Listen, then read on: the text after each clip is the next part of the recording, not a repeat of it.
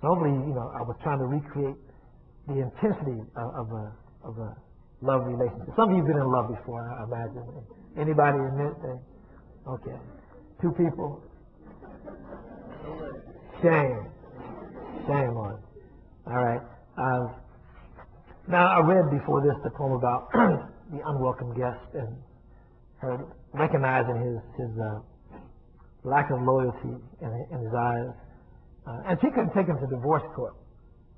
And actually, given U.S. laws, they weren't legally married anyway, but even if they just jumped the broom and said a few words, they were married in her eyes, in her family's eyes, in his family's eyes.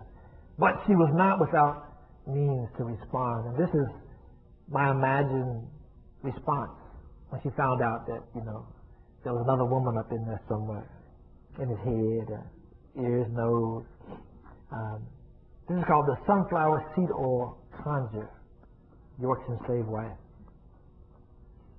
First, I get some fresh well water and puts it on to boil. Stirs up a tea brewed from apricot vine, rattlesnake weed, and plenty of honey. Then I set him down between my knees, and with a wooden tooth comb left to me by my mama's mama, commenced the scratching at his scalp till his shoulders looked covered with snow. Then I fills up my wash tub with boiling water doctored with peppermint root, and sets to scrubbing him slow enough for the heat to open his doors. When his body is clean, I starts back to work on his head, busting up a mean suds and using my fingers to walk up and down his scalp till he let loose a low moan and his eyes start to roll around in his head. After I rinses and twists all the force out, I starts back in with warm sunflower seed oil, only this time every finger makes its own little circle, while both my hands make bigger ones, and they follow each other from the stiff tree limbs in the back of his neck, across his crown to his soft spot, while my thumbs dig in slow and deep where the headaches come on. I pours the extra oil in my hands and rub his neck and shoulders down to his ribs and arms. Then, like a turtle dance, I moves back up again. I work slow and hard, and after a while, when I get all the way to his man sack, he opens his eyes and be glad it's me. I'm not recommending you go home and try that, but baby oil works just fine.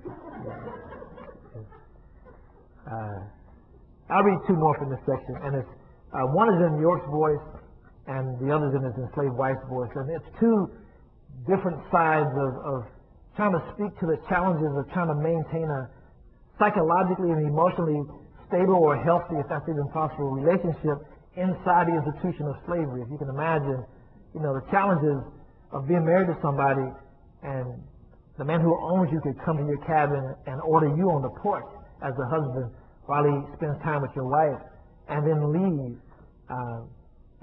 My thing is, if you get past that, what's that moment like when the husband and wife are back together now and she's basically been raped? And, what are your choices? I mean, you could try to kill him and then be killed and destroy the family. What will it cost to keep that family together? The challenge of that just blow me away when I even think about it. So here's 2 final words from York's point of view and then his enslaved wife speaking. To have and to hold. This is York speaking. It'd do more harm than good to be enslaved and agree to love forever, when there be folks over us with even more power than death to do us part. Being another man's property, all I can promise is when we're in the same quarters, no one will hold you closer or with more tenderness than me. If ever I have to choose between another day of service and death, I will always choose living. Even if master sell me down the Mississippi tomorrow, or pair me up with another woman to breed, I will only think on what we had and chase away thoughts of what we had not.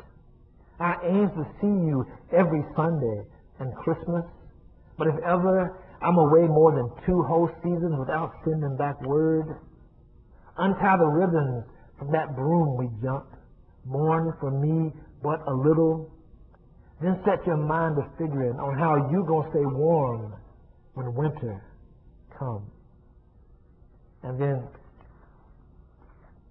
what I learned, because I have 7 sisters and was raised by women, to give women the last word, I give his wife the last word. Real cost. Somewhere out there, he learned to touch me like I'm a woman. And not just some woman, me. In our marriage bed, he seemed as interested in pleasing me as he be in spilling himself. I knew he'd come back changed when new words fall out his mouth like love and freedom and manhood. And there come a look in his eye like he owned all 3, free and clear, and don't need no papers to prove it. But it scared me because I think that look in many a black eye before white hammers nailed it shut or left it frozen open and swinging to teach the rest what anything that smelled like courage cost. I have no doubt he'd give his life to stay with me. So I don't tell him that Massa taking me back down south. I just kissed him soft to sleep and stared at him long enough to call up his face when I get old and thankful he still be breathing somewhere when winter comes. And so those 2 poems is where the title comes from, when winter comes. And that's, how about a small round of applause for York?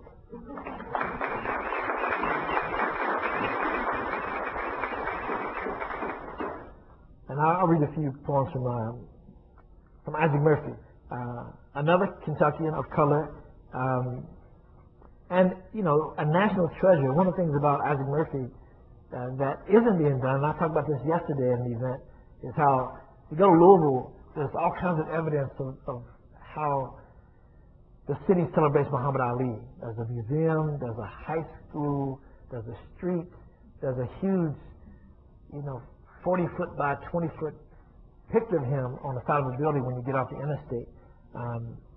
Lexington is trying to learn how to celebrate Isaac Murphy in the same way, and they haven't even come close. They just broke ground for a park in Isaac's name, but there's nothing else in the city with his name on it.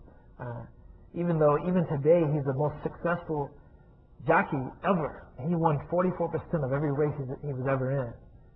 44%. That's first place. So if you count first and second and third, he made a lot of people rich, including himself and his wife. And they lived downtown in Lexington in a mansion. They didn't have any kids, so they got to be rich for a long time. So these poems are not just about Isaac Murphy and his life, but it's about thoroughbred racing in Kentucky and what happened between the first Kentucky Derby, where 13 of the 15 riders were black, and a generation later when you could only find one active black jockey on the circuit. And it wasn't an accident. It has much to do with what happened in Kentucky after the Civil War and what happened as part of Reconstruction that spilled over even into horse racing, but people don't talk about that much. I'm going to read some poems that give you a sense of some of the voices in this story that include Isaac's mother, America Burns, Isaac's teacher, Eli Jordan, his wife, Lucy, and some, some poems that are just about filling in the blank to help tell the story. One of the things that came out of the research was learning to appreciate the relationship between horses and people who work with horses. If you've never ridden or touched a horse, imagine having the same relationship you have with a horse that you have with a cat or dog. That kind of friendliness and recognition of each other's smell and sight. If you ever watch somebody wash a horse, it's not like they're just washing a car. It's like they're washing somebody they love's hair. And there's a tactility and a transference of energy and affection that you can see and witness. And it's a powerful thing to see because it's not a little dog. It's a 1,000-pound, freight train. And it still happens, and the animal still responds like it's a little kitten. And I saw that so many times that I knew I had to write something about it. So I'm going to open up with a poem that is in the voice of Isaac Murphy and also explains or tries to explain Isaac's response to people when they try to get a sense of how he did it, because not only did he win as much as he didn't use a whip or spurs. And when asked about it, he said he just talked to the horses. And every time I saw these grooms working with horses, they didn't just do this. They were talking at the same time. So there was a voice connected to the touch. So I can imagine Isaac in that same space with these horses and having that relationship. So this is called groom. And it's in the voice of Isaac Murphy. The first time I put my hands on a horse, I pretend like I'm touching a woman or brushing my mama's hair. I make sure none of the weight I might be carrying around is riding with me.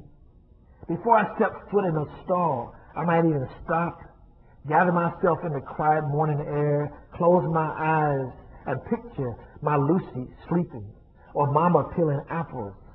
It's a lot like prayer, only I ain't asking for nothing but for God to lift my burdens right off my hands, so that my touch is like a mother's kiss, like a baptism even.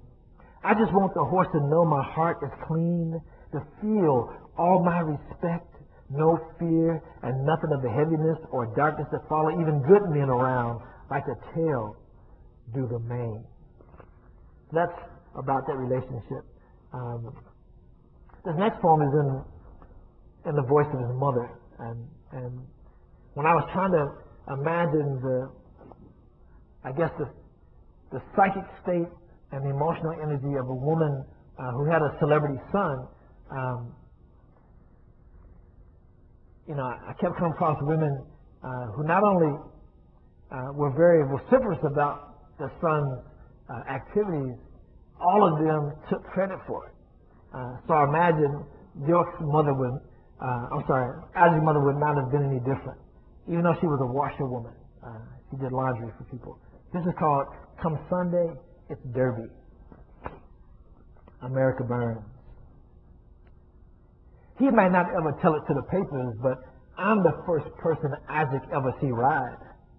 I'm the first person he watched get up at dawn, fill a tub with scalding water, soap, and dirty clothes, lock everything between my knees, bend over, and grab something by its ears and race it up and down the washboard till I baptize the dirt right out. Everybody ride the hell out of something.